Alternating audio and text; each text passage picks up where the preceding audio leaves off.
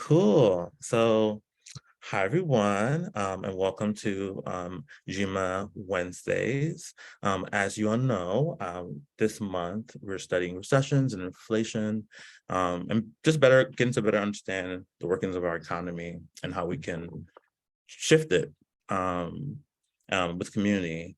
And so this workshop in particular, we've invited Dr. Sherice Janaye Nelson, who will be sharing the historical legacy of the Congressional Black Caucus with our membership today. To give you all a brief introduction to Dr. Sherice, Dr. Sherice Janaye Nelson is a speaker, author, researcher, and assistant professor at Southern University, A&M College. She is a director of the Jewel Lamar Prestige, Prestige, you got it right.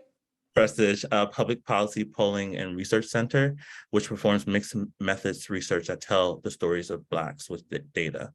She's a proud alumni of Howard University, where she received a Doctorate of Philosophy and Political Science, specializing in international relations, Black politics, and American government. These specializations have defined her as a Black diasporic scholar who focuses on the political, social, and economic effects of chattel slavery and American democracy. She's the originator of the term insulated Blackness, which was explored in her co-authored piece, Insulated Blackness, A Cause for Fracture in Black Political Identity. She's an executive board member for the Center for Racial Justice at Dillard University. Dr. Nelson is only HBCU educated and earned her Master's of Public Administration focusing in public management at the University of the District of Columbia, and graduated Magna Cum Laude with a dual degree in history and English from Stillman College in Tuscaloosa, Alabama. Hope you all join me in welcoming Dr. Sherice. Thanks, everyone. I have put the link to my book in the chat, the Congressional Black Caucus, 50 Years of Fighting for Equality. And I know many of you are like, how does this connect to, how does this connect in many ways to the social economy? And I'm going to draw the parallel after I lay out the foundation. So the Congressional Black Caucus, one of the biggest reasons that I went to do that work is because they had their 50-year anniversary in 2021. And in that 50-year anniversary in 2021, as we were getting closer and closer to the anniversary, I realized that oftentimes Black people and the American people did not understand the huge role the Congressional Black Caucus was playing in forwarding our democracy. And so, especially after we saw the insurrection in January 6th, I was like, it's a prime time to have this conversation about what the Congressional Black Caucus does and who they are. And inside of this work, there is the main thesis of this book is that the Congressional Black Caucus, that they work in a racialized structure. That the work asserts that the racialized government structure has made the work done by the Congressional Black Caucus seen as one step forward and one step back. And that work has made, in many ways, the idea the idea of the importance of Black legislation or Black legislators seen as political folly, right? Versus seeing it as necessary to then move forward the interests of Blacks or move forward the interest of those that are then disenfranchised. Inside the book, I showed this in several sections. For those of you that'll grab onto the book, you'll notice that I point out how anytime the Congressional Black Caucus members get closer to then affecting the bottom line dollar of those that are Black, whether it's through healthcare, whether it's through education, whether it is through the ability to govern their own selves when it comes to Washington, D.C. as becoming its own state, that there's immediate pushback, that there is then pushback. And that pushback, I assert, is because of the idea that the structure was built as being seen as successful by giving Black people as little as possible, right? And what I mean by as little as possible is that we understand that in many ways, that the structure inside of our legislature was built on this idea of Blacks being subservient in the disagreement between the North and the South, largely around slavery. And that then leads me to this idea of racial capital, right? Or racial capitalism. And many of you may be familiar with the definition, but I want to read that definition so I can help to make, in many ways, these connections. Racial capitalism is a concept reframing the history of capitalism as grounded in the extraction of social and economic value from people of marginalized racial identities, typically from Black people. So racial capitalism is the understanding or the idea that the system as we know it when it comes to capitalism is not necessarily built off the back of slavery, when actuality we know that it is. So not only is our governmental system then created in many ways off of the reflection or the idea that Blacks are unworthy to participate in democratic norms, so is our capitalistic system. Our capitalistic system in many ways is built off of the understanding that Black labor or now Black and brown labor should then be seen as something that should be given or that should be discounted. This is then also represented in when we look at wage disparities. If we look at that women are, as we know, paid less than men, right? White women are paid 70 cents to every white man's dollar, but Black women, Asian women, Hispanic women are all paid substantially less. I think Black women have crept up to 96 cents on a white man's dollar in comparison to Hispanic women that are making 54 cents on a white man's dollar, and Asian women, depending on the subcategory of race, will see anywhere from 49 cents all the way then up to 52 cents, right? So the understanding that our capitalistics, that capitalism as we understand it, and that our democracy and the legislature and how then we are represented is all based upon these racialized structures, and that the caucus, the Congressional Black Caucus, plays a heavy role in pushing back legislation that then makes our economic system even more prejudiced to Black and brown people, and then more obstructive as far as getting legislation passed. And so that is really at the heart of why I wanted to write the book on the Congressional Black Caucus, to review their 50-year history and understand how, even in 50 years, how they have been monumental, and then changing then what it then means to be Black in America as a citizen, and then access to that legislature. And very briefly, I deal with how that then access then affects your ability to or access to this capitalistic system.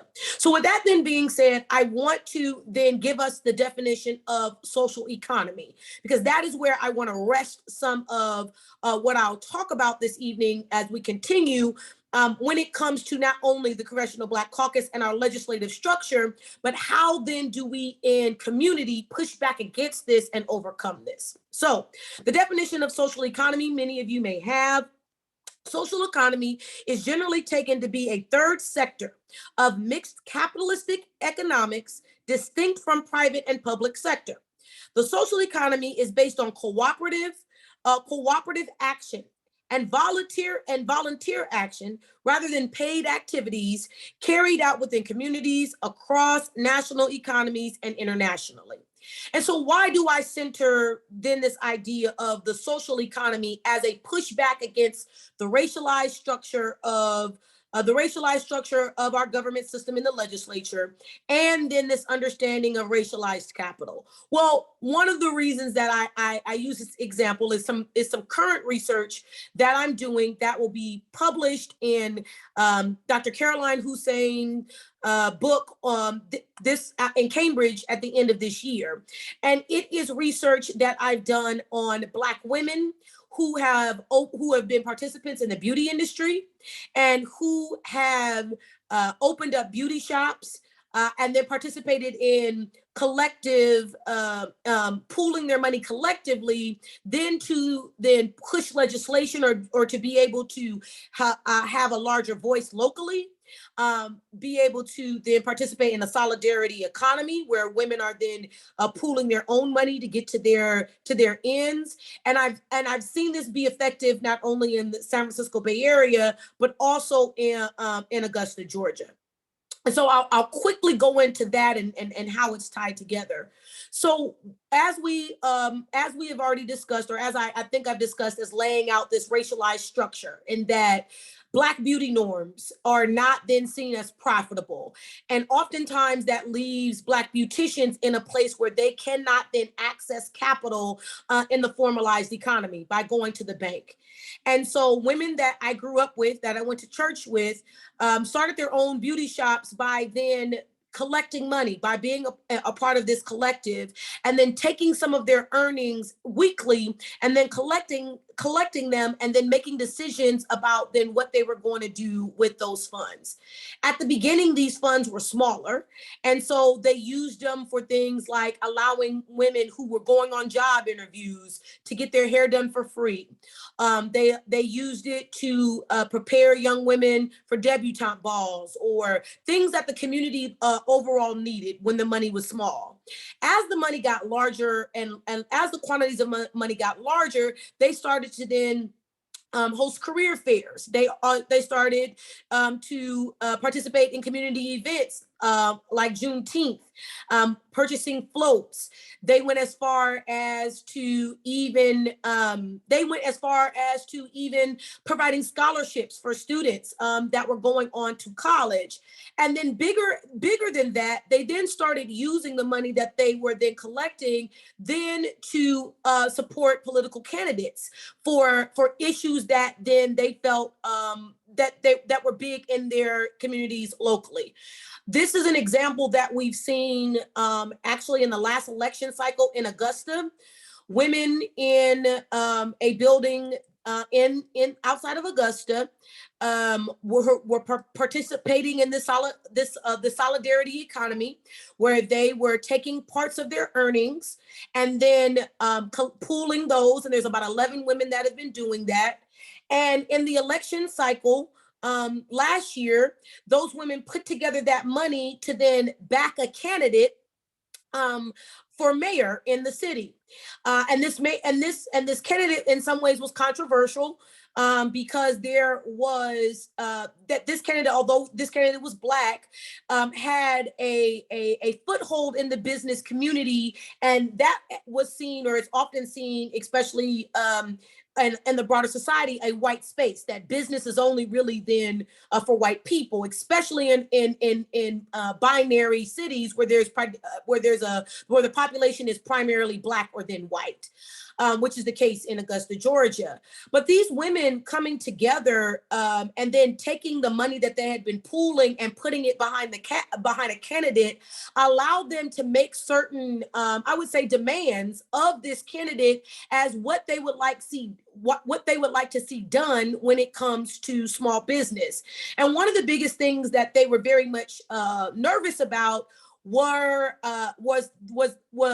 the idea of being taxed on the earnings that they were collecting, because as their money became larger and larger, as far as the money that they had been collecting to then service the needs of the women inside of the beauty industry, inside of the shop, as far and as well as servicing the needs of the community, there had then become levies against them as far as taxes, or the idea that these women were then not paying their fair taxes then to the local and the state government, because they were then pooling this money. And so they really called on this candidate to then basically to protect their ability to then collect this money inside of the shop, and that they would really kind of get these local tax people off of their backs, as far as the understanding that the money had already been taxed, and that they were then passing around, or they were collecting then money that had already been taxed, right? And so that was a big deal for them, because there was lots of levies, there was a lot of danger for these women as far as being audited is concerned inside of this collective inside of Augusta, Georgia. And so I don't want to belabor my point here, and I want to open it up for questions, but I want to make sure that you guys understand that the reason that there's a tie-in across when we're talking about our governmental systems and our economic processes is that there's the foundation of race, and that because this country in many ways was held together by then deciding that some are worthy of participation and some unworthy of participation. That is the common thread that then allows us to have access not only to our government through democracy and the legislature, but also then our access to the formalized capitalistic systems, and why we must be staunch about solidarity economies that allow us to push back against these narratives and these systems. Thank you guys so very much. And I am definitely open for questions, and would love to discuss either one of my works, either the Congressional Black Caucus book that's already out, or my forthcoming work that will come out at the end of this year inside of Cambridge Press. Thank you. Perfect. Thank you, Sherice. Thank you. We definitely do appreciate you, presenting, coming here tonight, and just, teaching our members, everything you just said. We definitely want to open it up for questions. Anyone who has a question, you could raise your hand, and we'll call on you. And we'll go from there.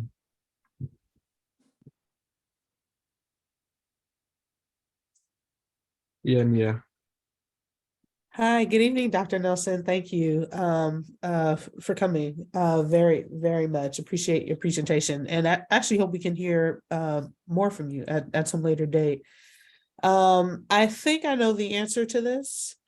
And I know Dr. Hussein has talked about this a little bit. She did a talk with us that was called Valuing the Informal. And I think what I hear you saying, and I unfortunately missed a part of it, this is why I'm asking this question.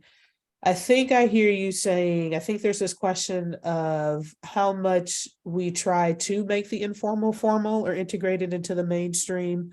Would you be of the perspective or the position that actually, no, that is not what should happen? We should not be looking at our kind of informal processes or customs and trying to bring formal validity to them, partially because it does act as this pushback to some dominant systems. Absolutely. I think I would take it a step further. I would say not only should we be looking to formalize them, we should be advocating, especially in binary racial places. We should definitely be advocating then for their protection, and then finding ways to, from the formal legislative perspective, get some level of protection. Right?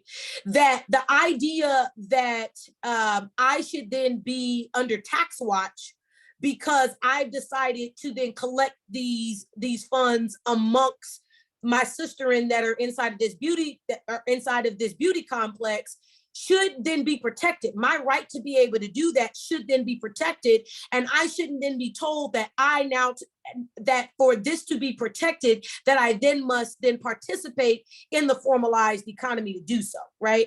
I'm saying that, especially in these binary places, that we have the opportunity to say, not only should we not be trying to then make the informal formal, what we should also be doing is using the informal. We should be using the resources inside of the informal to then garner more protection for the informal.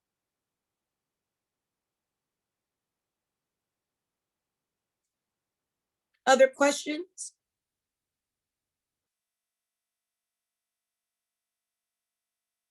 Now, I want to be clear and say that the formal economy, for all intents and purposes, is not like going away, right? So this understanding or this pushback against it doesn't mean don't put your money in a bank, right? It doesn't mean don't trade on the stock market. It doesn't mean those things. What it does mean is that if we want to then find some level of equity in the system, that we have to understand that the system is not built to be equitable, especially towards Black people, because the entire system was built to be exclusionary to Black people. So there's no way that we can avoid participating in the formal, right? There's no way that we can avoid it. It's the understanding that by not putting as much of your stock and value in the formal, and then by giving more value to the informal, right? To understand that by participating in the informal, especially if you are a Black and brown person, there's far more power that's there in the informal than there's ever going to be for you in the formal. Yeah, I appreciate that, Dr. Nelson. And something that I wrote in the chat is it's a necessary pushback. Just to your point, it's a pushback that was born out of necessity, based on exclusion. And I think the kind of other piece of my, I guess, question / observation is noting. I put here the quote where you said giving more value to the informal, because also noting we did a previous event again with Dr. Hussein, who talked about Roscas. And so, for example, and we had quite a few people in the room who were able to tap into familial histories with things like susus, et cetera. But it had been tied to or associated with survival. And so because it was tied to or associated with survival, there was a way in which it was devalued in our own communities. And so I appreciate this piece of just giving more value to it, because it definitely seems like we learn. I think that some of the systems and the processes that we've developed because we've had to, they are less than. And what we should all strive for is, formality to the utmost, because that would be, kind of quote unquote making it, for example, as opposed to, as you're saying, understand that these systems exist, they're not going away. There are ways in which we can participate in them. And at the same time, we don't want to devalue what we've had to create ourselves. And I would argue, even from the legislative perspective, right? The Congressional Black Caucus is far more valuable at blocking legislation than actually passing legislation, right? If we get wrapped up, if the racialized structure says that giving anything to Black people means the structure has failed, then that means that any piece of legislation that says Black or has any level of ethnic delineation becomes more and more difficult to pass, right? So if we now, in the formalized way in a legislature, said the only time you have value in this legislature is if you then pass legislation, then we've forgotten about the level of value that's there if you're able to block legislation that's going to be extremely harmful to a set of people, right? It's the same concept, right? And that's why I know many people are like, how does the Congressional Black Caucus have anything to do with this? It has everything to do with understanding structures and how structures have been built, and that the way that you change a structure is if you provide a competing idea, right? If you provide a competing idea, so much so to prove to your point, to help strengthen this point when it comes to the Congressional Black Caucus, that is the reason we got 15. We had to vote on a Speaker of the House 15 times, right? We had to vote for a Speaker of the House 15 times and to reduce the importance of seniority inside of the caucus. Why? Because too many Black people are now inside of the caucus who have seniority, i.e. Benny Thompson, who is a representative from the Congressional District of Mississippi, District number 2, that was the chairman of the House and Ways, of the Homeland Security Committee, and then led the commission on January 6th. That may then lead to some level of has led to all these indictments of people who participated, right? And so we have to understand that every time that we present an alternate answer, right, an alternate answer to formalized structures that we know are racially motivated, we are knocking away at that idea that said racialized structure is, number one, correct, and number two, the only way.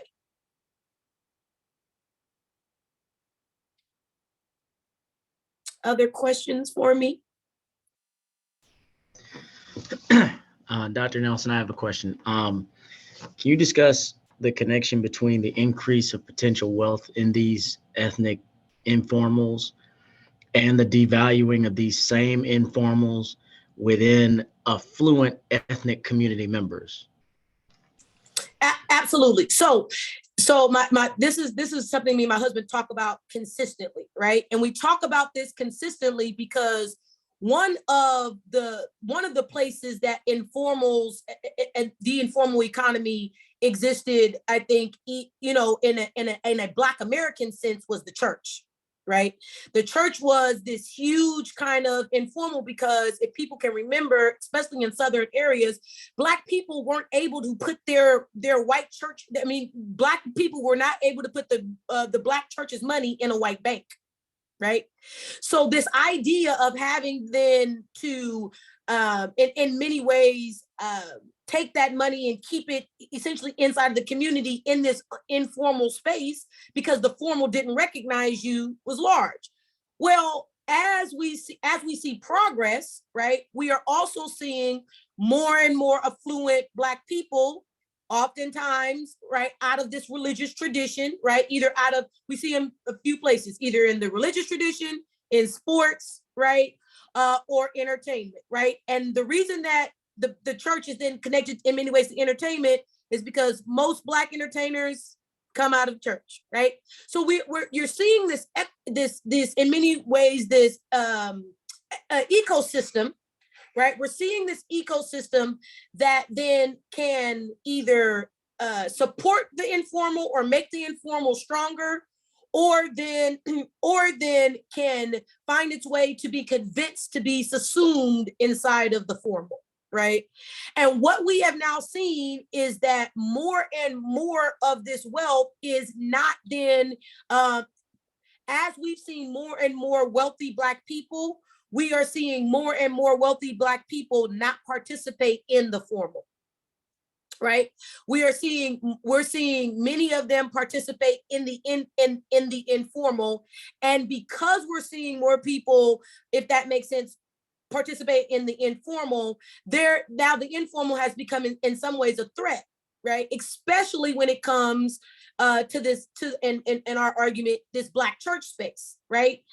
Because that is where there's already a built-in motivation, if that makes any sense, to share your capital. So I hope that answers the question, that it's this ecosystem, and we have to consistently think, especially in an ethnic lens, in our own ecosystems, where do we find the most power? What gives us the most power? Because in many ways, a democracy is all about, how do I amass a group of people then to ensure that my interests are best served?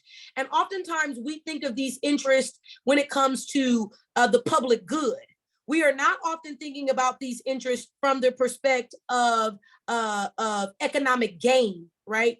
We're often thinking about dollars and cents. We're not thinking about my ability to collect and pool money then can erase a childhood desert, or could erase a food desert, right? That our ability in the informal can then in many ways cure some of the issues that have been allowed by legislation, for instance, I'm a professor at Southern University. The closest grocery store to Southern University, right, is 4 miles away. It is considered a food desert, right? There is no major grocery store.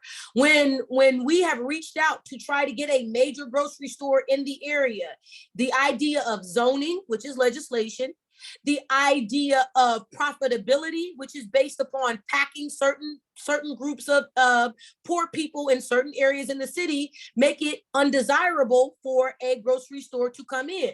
Now, if we as the community were to say, we in the community, the businesses and the institutions in the community started pooling money over time and said that we were then going to establish our own grocery store.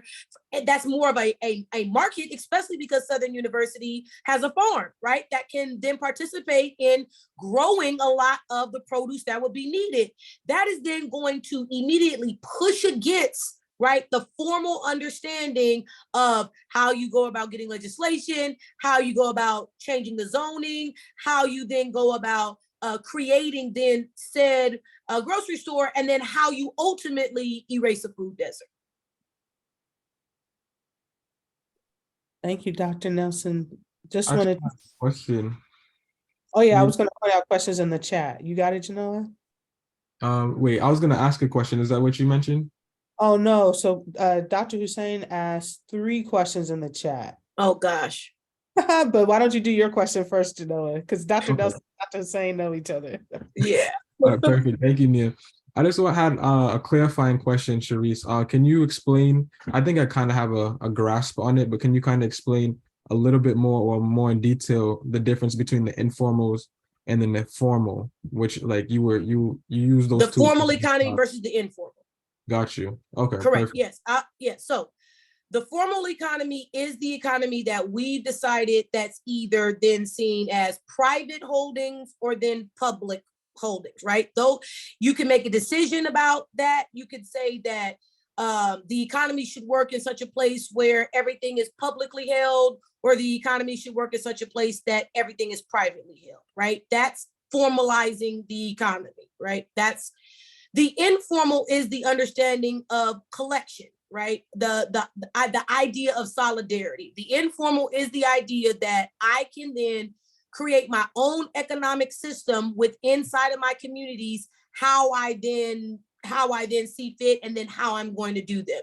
This has ancient, as Nia has stated, there's ethnic histories of this type of economy, that there does not have to be this formalized economy where it's either all private holdings or then all public holdings, or even a mixture of the two.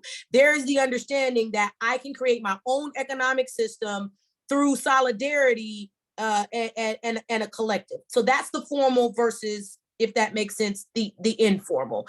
And the idea is that the informal has lots of power if we keep it informal. If we formalize it, then what we have done is we have then decided that we are choosing either private holdings as the way, or then public holdings as the way, if that makes sense. We are not saying that we are going back in many ways, especially for Black people, going back to our ethnic understanding of what it means to cooperate, and then use cooperation as our economic system. I hope that answers the question. It does. Thank you. Thank you. Dr. Nelson, the questions are flowing now, so I'll read them all. So Dr. Hussein asked a few. She asked, and I'll drop it again in the chat for you to see. She asked, can Roscas connect to the formal co-op sector, credit unions? That was her first question, and I just put that again in the chat. She also says, more of a comment, but it's still a question, more of a comment. So much governance actually takes place within the supposed informal because it's based on a cooperative model. No, so I'll put that again for you to see. And then Gio also asked in the chat, what are some noted informal or community-driven approaches that you would consider being a long-term solution once capitalism reaches its crumbling stage? And I also put that in the chat. And okay, so Just So- added. Yes. Okay. Yeah. So I think that the understanding of so first off, I absolutely agree that Rostas can connect to these co-ops through credit unions, right? Credit unions in many ways, as Dr. Hussein definitely knows, right? Credit unions in many ways, number one, first off, credit unions don't have the same level of regulation, right? In many ways that a formalized bank does, number one.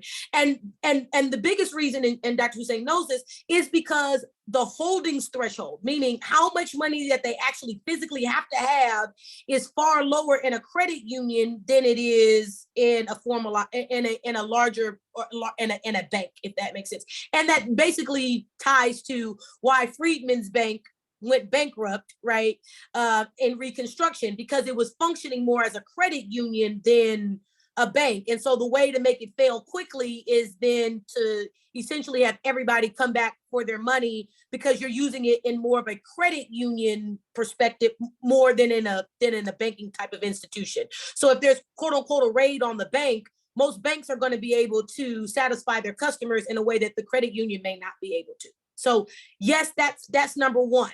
And because of that, I believe that Rasta systems, right, are to the question about what are their long sustainable strategies. If we build up credit unions in this country, if we are serious about building up credit unions and taking our money out of formalized banks and build up credit unions, then the idea of these cooperatives that we are building inside of our communities will have credit unions as a champion for them, right? So to me, again, we can't step if capitalism starts crumbling, which people are predicting it will, the bank is going to find a way to reformalize itself, right? The bank is not going to find a way, it's going to find a way to reformalize itself.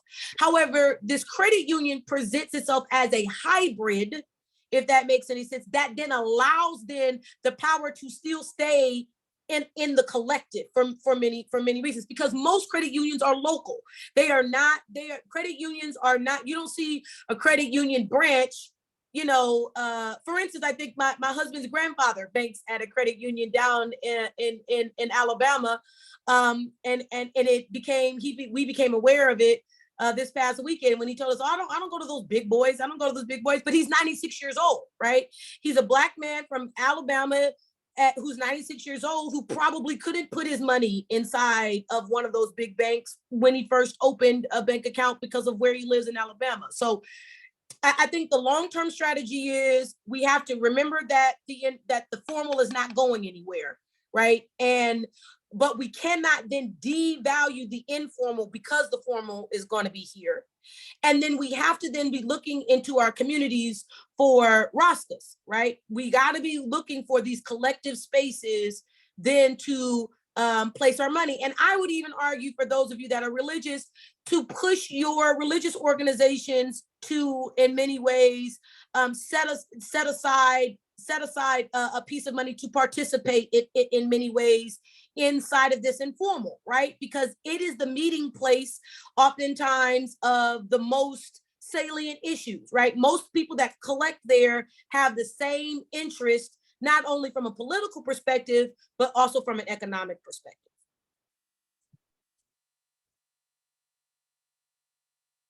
And I thank Dr. Hussein. I mean, she's such a champion of me. And in the world of academia, that can be very cutthroat and conniving and malign. I'm just always grateful for Black women who stick together and will champion one another. So I just want to thank her publicly, since I know this will be recorded.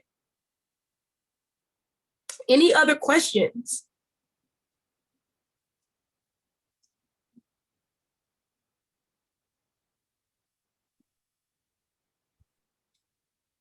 I do have one that I threw in the chat, which is that I'm just wondering, like, as we support informal economy, like, what do we do about the fact that so many benefits are tied to employment, like particularly healthcare in this country? And like, Not to say that like people should participate in the formal economy instead, or have access to, even people participate in the formal economy and don't get benefits because of the way that their jobs are like handled by companies. But how do we kind of make sure that folks in the informal economy, or what ways are there to support folks in the informal economy to get access to the same benefits?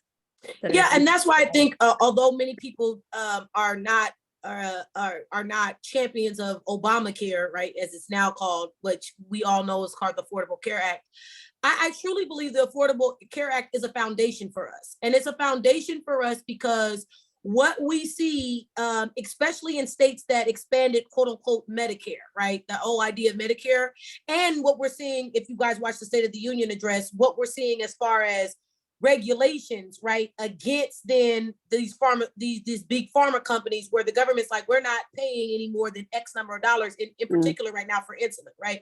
So I think we have a structure where we can start pushing against the necessity to be tied to the formal to then have access to particular things. I think, especially when it comes to healthcare, right? If your state expanded Medicare, what you are starting to see, even if you're in the marketplace, if you're not working and you're buying a premium, it is drastically lower, right, than what it was before. If you worked somewhere and had full coverage for all intents and purposes, and then tried to then pay for that outside of your employer, before the Affordable Care Act, it was almost impossible, right? And we are seeing, I think, encouraging signs. But I also believe that that's why more legislation has to come. We have to push for this idea of having a public option. We need in our country to have the ability to not have all of our healthcare then be provided from a private space. Now, I truly believe that privatized or private healthcare, there's a role that it plays, but the role that it plays doesn't need to be the dominant role. And I think that with Medicare and Medicaid, right, that pushes back on it. The idea that we must provide healthcare for those that need aid, those that are not making living wages, which is a good percentage of America, and then those who've become older that need our care. I think by these two larger groups, right, that are already kind of built into the system, if we continue to push for a public option when it comes especially to healthcare, we'll start to see kind of the breakdown, if that makes sense, of the need of this formal when it comes to healthcare. And I would argue with you, that's many reasons why the public option, which was originally in the bill, didn't get passed, right? That one of the biggest reasons that when we look at health, that the public option wasn't an option, if that makes any sense. It wasn't left inside of the bill because it was going to collapse the formal, if that makes any sense, far too quickly. So I hope that answers that question. It more than answers the question. This is super interesting and helpful. Thank you. Yeah. I had a question, and it's something I've been struggling with during this talk, because I hear you saying that the formal is going to be here for a moment, and I struggle with that because for me, I don't think that the formal has to be here at all if we push and we have the mindset that it doesn't. And so I'm just like wondering more, is it you don't think it's going to happen in this lifetime, or is it more of it like it's just not going to happen ever? And I think like that's something I'm like struggling with and like wondering if I can hear more about. Absolutely. So what I'm saying to you is that the formal as we know it may not be here forever, but states are designed to then reformalize. So what we know as formal right now may not continue to persist, but there will always be what the state deems as its formal way of then participating in economics, right? The state is then designed, right, as a political actor on the international stage, the state's responsibility is not only to keep its citizens safe, but it's also its responsibility is also then to regulate commerce, right? How are we trading goods and services? And so there's always going to be a formal. The formal doesn't have to look like it currently looks. And that's not what I'm saying. What I am saying is that by the definition of what we mean as formal, there's always going to be a formal, because it's the state's job to present said formal economic system. What I'm saying is that our participation in our current informal can then be the change agent to change what then the formal looks like. So I hope that answers that question. Yes, that helps a bit more. Thank you. Yeah, as a political science professor, I tell my students all the time, right? I teach international relations, and I was preparing for my lecture on tomorrow, right? That states are not just concerned, oftentimes here in the United States, because each of us, like you guys are in Boston, inside of the state of Massachusetts, right? I'm here in Baton Rouge, inside the state of Louisiana, that we forget that the United States as a whole is acting on the international stage, right? And that our state politics, or our local politics, right, may be very different across the country, but holistically as a state, we are a raging capitalist country, right? We are a raging capitalist country that is then performing on the international stage. And my argument is that if we can push for the informal, if we could push for more equality by then using the informal far more locally statewide, then we really have an opportunity to really change what economic involvement means on the world stage.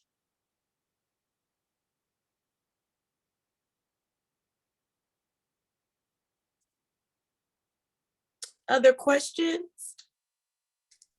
Well, just want to say, Mary put in the chat, I don't know if you saw this. Yeah, I think my challenge is I envision a world where we do not have states or borders. And if we get to a place where we don't have states and borders, then we are going to be looking at a completely different world order, right? We've seen shifts in world order, right? We saw many of you may realize the shift in world order first when this country was started was shifting from nations, right, to the idea of states or nation states. We've seen, right, so there was a change in the world order from nations being the most powerful. A nation means you have to have the same ethnicity, and you have to speak the same language, and serve the same God, and all of these things, right? And that then changed, right, with this popping up of what's called the United States, or the popping up of what is Canada, or the popping up of what is Australia, right? Because they are not then in many ways seen as a nation, right? Because they're ethnically diverse. They have different religions. They speak different languages, right? They participate in different economic systems, right? So then there we see like the birth of a state, right? The state versus a nation. And then we see then a shift in many ways in this when we after World War II, where we see a lot more than credence given to international organizations, right? That talks about this collective world, right? And there are many countries right now that are pushing against that narrative, that do not like the idea of this one collective world mentality, right? There are many areas in this. I mean, there's many areas in this world that push against that notion. And I don't say that. I'm not here to say that it can't happen, right? We've seen world order shifts when it comes to the creation of the United States, when it comes to, right, the creation of international world organizations like the WTO, the United Nations, right? All these things. If we do see, if there is an idea where borders then become a thing of the past, we are going to see an entirely different shift into a new world order. Perfect. Thank you, Dr. Nelson. We do appreciate, all you've done for the last hour. Wait, I just want to say one more thing in the chat that I do think is a good note to close us out on, which is Dr. Hussein said, "Keep dreaming big, Mary." I like it. I thought. No, that's important. Thank you, Nia. And again, yes, thank you, Dr. Nelson. We appreciate you. We'd definitely love to have you back. I know Nia said she would love to have another conversation with you. So thank you again. And I'm super happy this was recorded so we could watch it again, listen to all the gems. And we have a notes document for anyone who wants to review it. And yeah, definitely take a look at Dr. Nelson's book. She has it, she put it in the chat, but I also put it in the notes for anyone who wants to take a look, purchase it.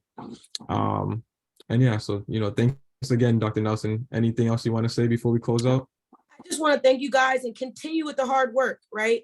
Oftentimes people think that 10 or 15 people coming on or 20 people coming on, you guys just don't know, right? Who's going to see this? Who's going to latch on to these ideas? And by recording them and sharing them, you'll be surprised how many people are engaging the material. So keep at the good work and keep meeting on Wednesdays. And I'll try to make some of those Wednesdays to just share in the space with you guys, because I believe that what you guys are doing is powerful. So thanks again.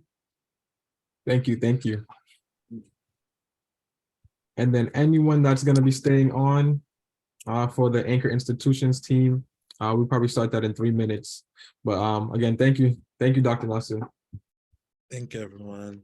All right, we're going to stop the recording now.